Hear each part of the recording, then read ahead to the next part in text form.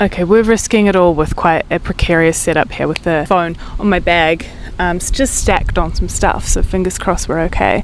If you're new to my channel, new to my videos, you might have thought, damn, what on God's green earth is that accent? And I'll tell you what it is. It's a New Zealand accent. I'm from New Zealand and I've been living in London for the last 9 years. So as much as I would like to say that I have got rid of my New Zealand accent, I think that's not true. I think, I'm just going to embrace it. I've got to embrace who I am, and that's someone with this accent. So I'm currently back here in New Zealand on a trip. It's been like 5 or 6 weeks so far. I'm in my home city of Christchurch, which is in the South Island. Behind me is the Avon River. You can't see it because the grasses are too tall, but that's fine. It's a real nice place, and while I've been here, I've been real lucky to visit my old stomping ground, the Canterbury Potters Association, and a couple of other really nice pottery clubs and communities. And I've got to say, I've been absolutely floored by the delights and the wonders of New Zealand pottery clubs.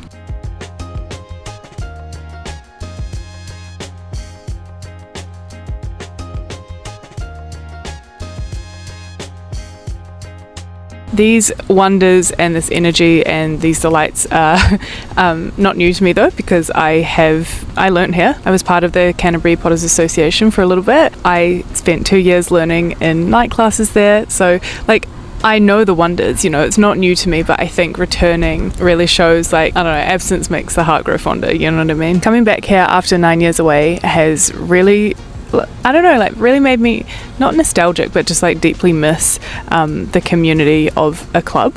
And I don't know if it's specific to New Zealand or if it's all pottery communities, but I think that New Zealanders are very warm-hearted, and you really feel that in a pottery club. I really hope this wind isn't making a fool of me. Moving away to the UK was really good for me, I will say, and it opened lots and lots of doors for me, but it also kind of changed my path, and obviously, but it sort of changed my perspective and experience of pottery. There's been opportunities that I have been able to pluck apples off a tree in London. I'm sitting under a peach tree. Pluck peaches from a ripe peach tree in London.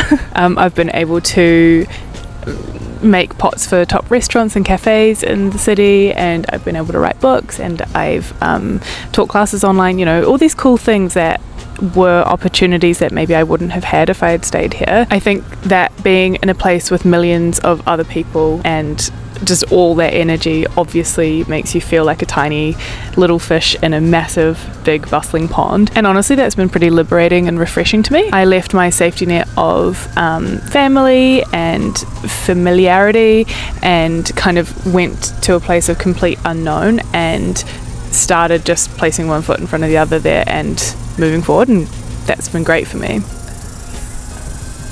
I don't know if you can hear the sound of the cicada. That's the sound of New Zealand summer to me.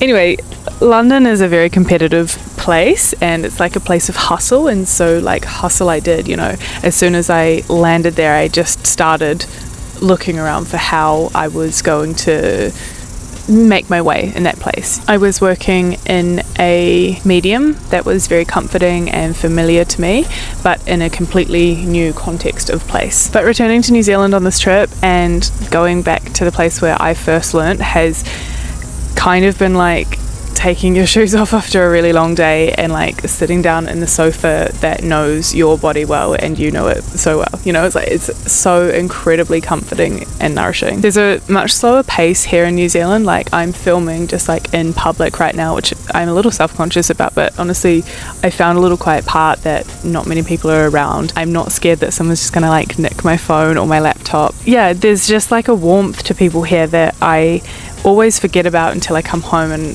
it takes a little bit of time for me to kind of de-ice who I am. You walk past somebody and you always say hi to them, and I think probably that's true of many communities in the world, but definitely in London you don't say hi to random people when you're walking around the street because they just look at you like, do I know you? Pottery here as well, it feels less competitive and it feels a little bit more kind and more kind of community based, and honestly, it's quite hard to specifically put my finger on what is different about it here. It might just be that it's my home and I feel really connected to it, but there's a little je ne sais quoi. It feels like the joy of the craft is more important than commercializing it.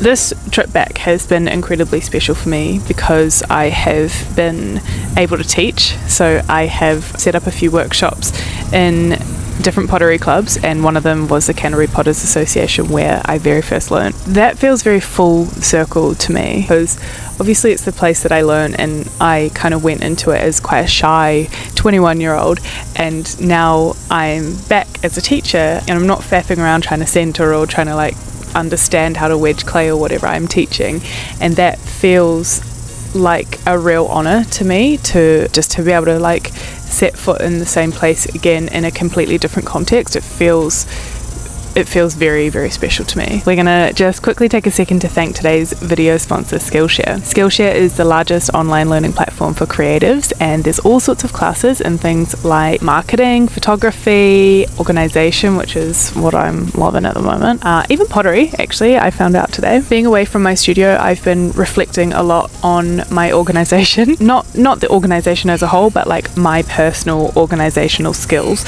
and Skillshare has been great for that. At the moment, I've been taking a really cool class called Draw Your Notes, an introduction to visual note taking by the Ink Factory Studio. As a lifelong doodler, I've got to say that approaching my notes in a more scribbly kind of drawing fashion rather than specifically just writing notes has been real lovely for me. Skillshare is packed with all sorts of classes taught by industry leaders and industry professionals, so whatever you kind of want to learn, it's going to be there for you on Skillshare. There's also this really cool feature called Learning Paths, which is essentially just a curated kind of pathway to really mastering a skill, and so you kind of put in what you want to learn and Skillshare puts this together for you, and then you can just go from there. Press start and just keep learning. The first 500 people to use my link, which I don't know where I'm going to put it, you will receive 1 month free trial of Skillshare. So yeah, get learning, get started now. You won't regret it. Thank you, Skillshare. To me, learning at a pottery club is a really beautiful thing. It's a really nice intro into the craft. I think teaching in the UK has taught me that kind of the most common way of dipping your toe in is a taster class, which is great because it kind of scratches the itch. You know, you get to know how it feels and stuff, but really once you've kind of understood the step-by-step process that you need to take, the way to then get better is just by practicing.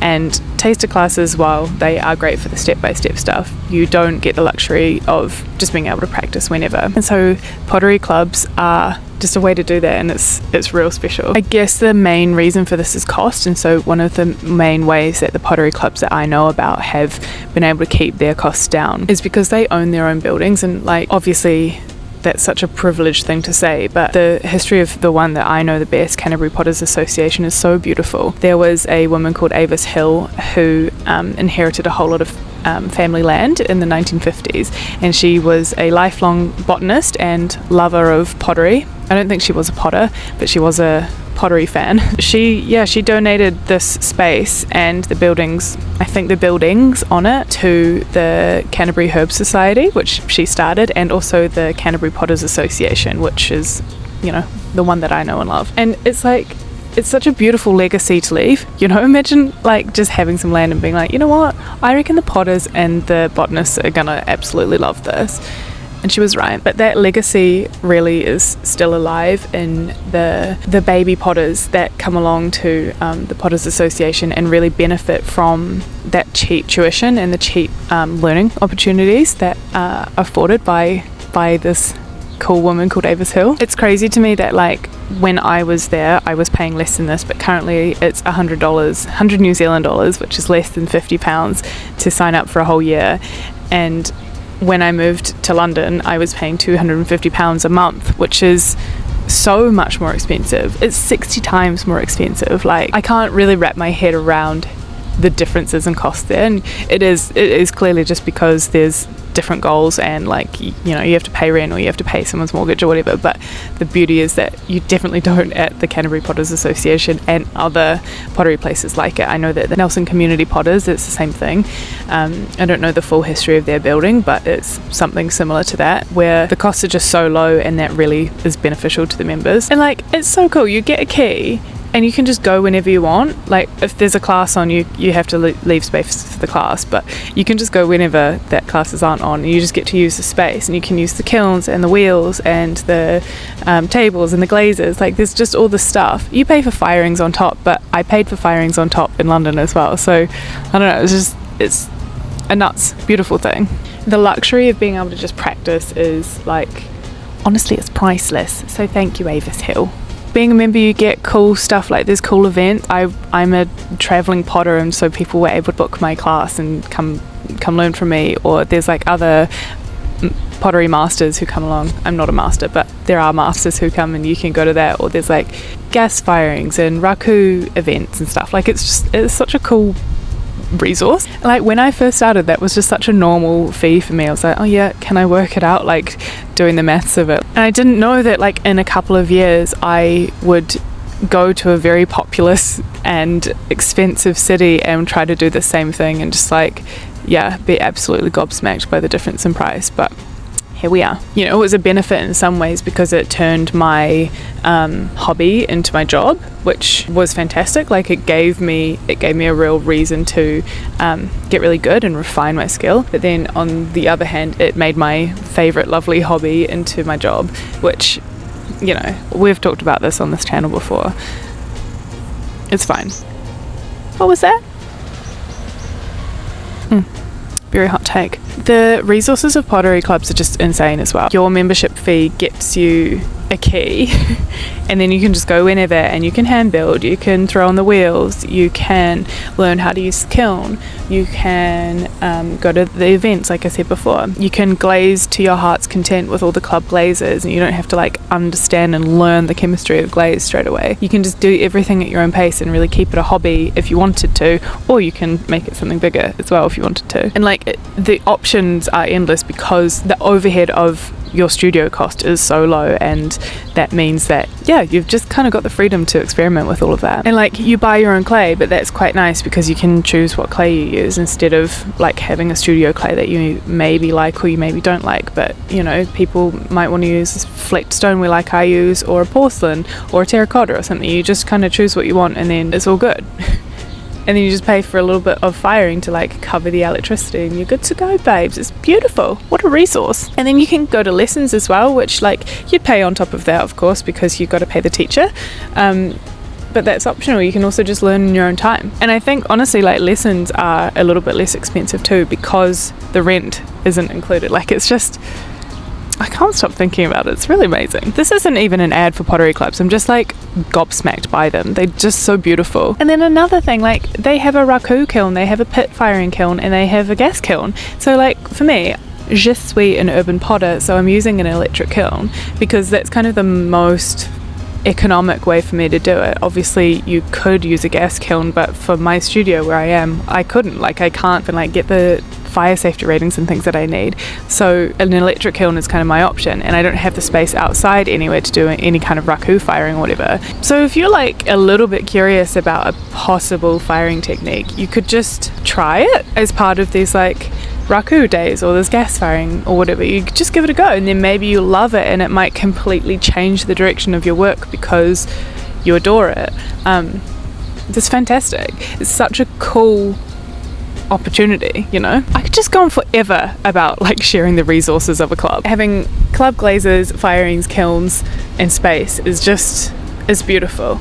It's honestly endlessly valuable for potters who aren't sure where they want to go or are sure where they want to go. It's still endlessly valuable.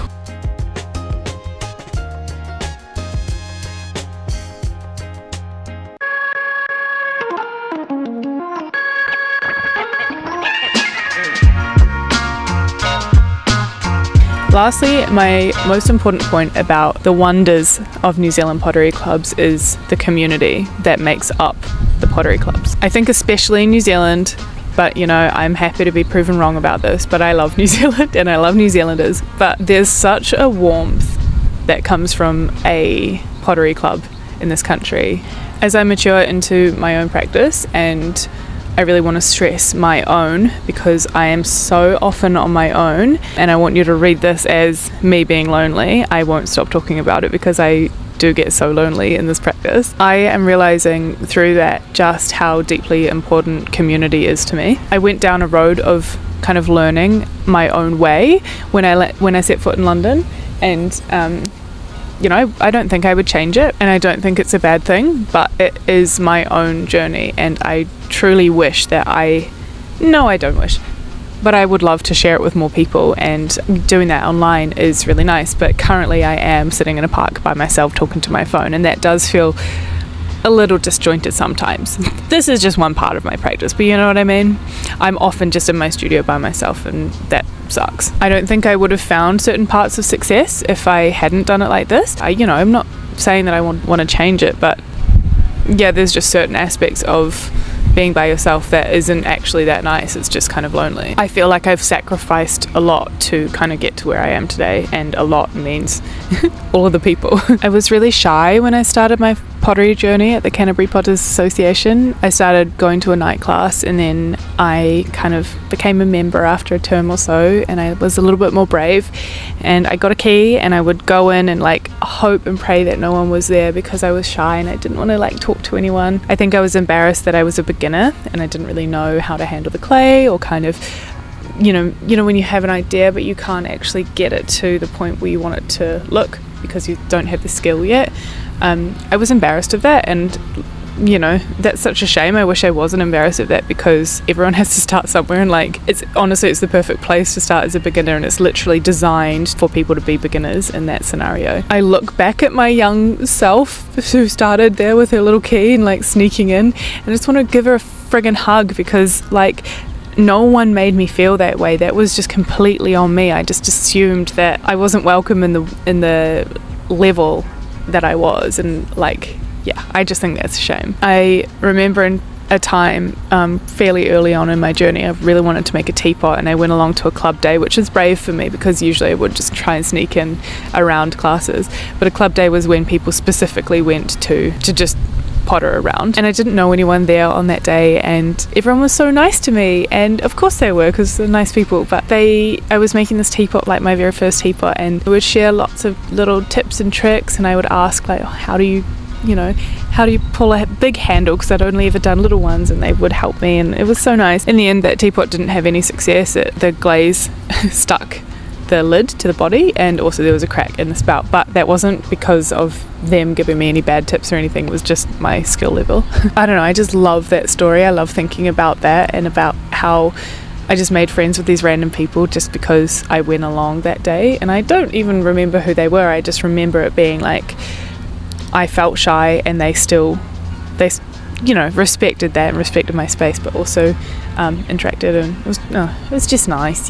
One more story. Each year there's a exhibition that the Canterbury Potters Association put on. I entered a few pieces in 2015, which was like maybe I'd been potting for a year or so. It was really cool to see my pieces as part of this exhibition on opening night, and just real proud to see my pieces there. And then also there was an awards ceremony that night, and I was very proud when I heard my name called and I won an award, and it was the Avis Hill, shout out, love her, Avis Hill Merit Award, and that was an award for a first time exhibitor, and it kind of was promoting like promise, I suppose, or sort of seeing the potential in somebody who was new. And like I look back at my work from the exhibition, I giggle a little bit, because the quality of it is not amazing, and also I wrote fuck on my lemon squeezer, so that started like a little bit of controversy. Like I think back at that and I get a little bit of a lump in my throat, because this community who I was a little bit shy of, they weren't shy of me. They saw that I clearly was really into the craft and was putting lots of effort in, and that effort has paid off. Like I'm doing this as my job now, and I live in another country doing it, and I've written a couple of books, and like I'm doing cool commissions and things, and I don't say that stuff to brag and be like, yeah, I had potential and here I am. I say it in a way of like, I'm so grateful to the community who embraced me even though I was shy, and like kind of in my own way I was doing it, and they were there supporting me, and coming back and seeing my lemon squeezer actually from then is real cute. Like it's quite sweet that I won. but I've like come back into this warm embrace of the people who saw my potential then, and you know, I'm able to teach there now, which is just so nice. It's so nice. Like, I did a talk and a workshop at the Canterbury Potters Association, where I learnt, and it's sold out within a day, and like 2 workshops and a talk just all sold out. And like, there are lots of ways to show support, but there's a pretty blatant one where, you know, people clearly support me and appreciate what I have to say and what I have to teach and stuff, and that just feels real nice. I'm not even sorry for being so sentimental about this. Like, usually I would temper it a little bit, but I don't know, this whole experience has really taught me how important community is, and how much I love it, and how much it also loves me. You know, community is about everyone, and I feel so warmly embraced by it. So to close, I guess I just want to say a massive thank you to everybody who came to one of my classes, if you did make it.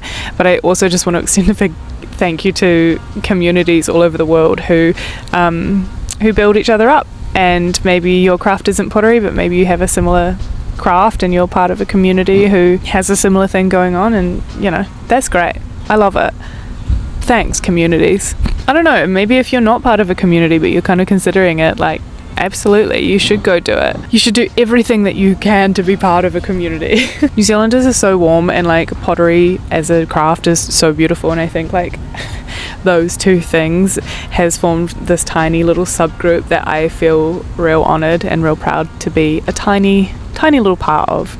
If you have a pottery club near you, you better immediately go join it, or else.